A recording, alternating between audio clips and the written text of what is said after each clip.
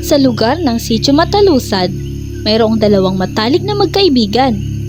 Ngunit magkaibang kanilang pananaw sa buhay. Sila ay sina Peles at Hugong Langgam. Dumating ang araw kung saan nagbagong buhay si Peles dahil naging inspirasyon niya si Hugong Langgam. Ngayon, gusto niyo bang marinig ang kwento ni Peles at Hugo? Tara, simulan na natin!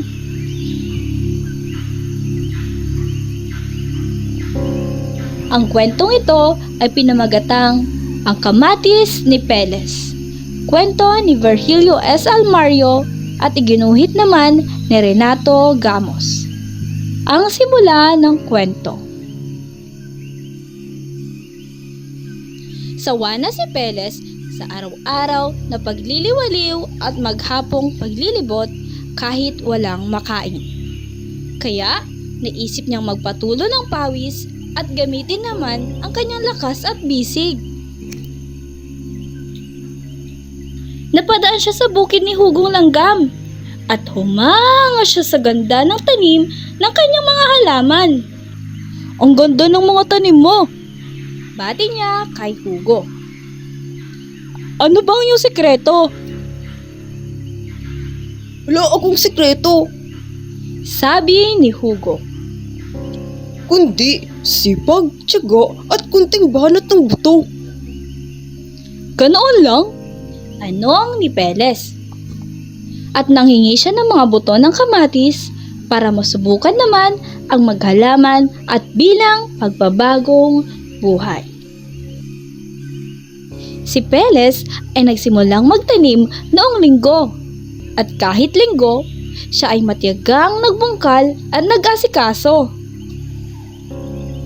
Kinaumagahan, dinalaw niya ang kanyang kamatisan. Pero anong lungkot? Sa lupang malambot, wala ni isang sumupling na sungot. Hindi napigilang umiyak ng malakas ni Peles. Nagmadali siyang pumunta kay Hugo para magsumbong. Pero tumawa si Hugo at sinabing, Huwag kang apurado. Talagang ang magtanim ng kamatis ay di biro. Kunting dilig pa at tiyak na tanim mo'y tutubo.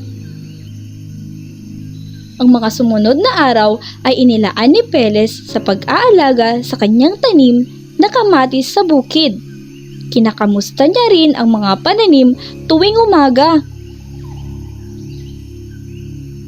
Inimbita pa ni Peles ang kabarkadang mga palaka upang awitan at sayawan ang kanyang mga punla. At kahit pagbabasa ng kwento ay kanyang ginawa para ito raw ay hindi maging malungkot. Ilang araw pa ang lumipas, mga kamatis si Peles ay lumaki at namulaklak. Dumalaw si Hugo sa bahay ni Peles at doon ay nakita niya ang pinaghirapang mga pananim ni Peles. Pare, ang lusog ng kamatis mo. Bati nito. Oo nga, sabi naman ni Peles na balot ng kumot. Pero sakit at ubo naman ang aking inabot. Sa umpisa lang yan, pare. Sabi ni Hugo. At naiwan si Peles na uubo-ubo pero masayang hinangad ng titig ang lumalaking bunga ng mga kamatis. Ang pagtatapos ng kwento.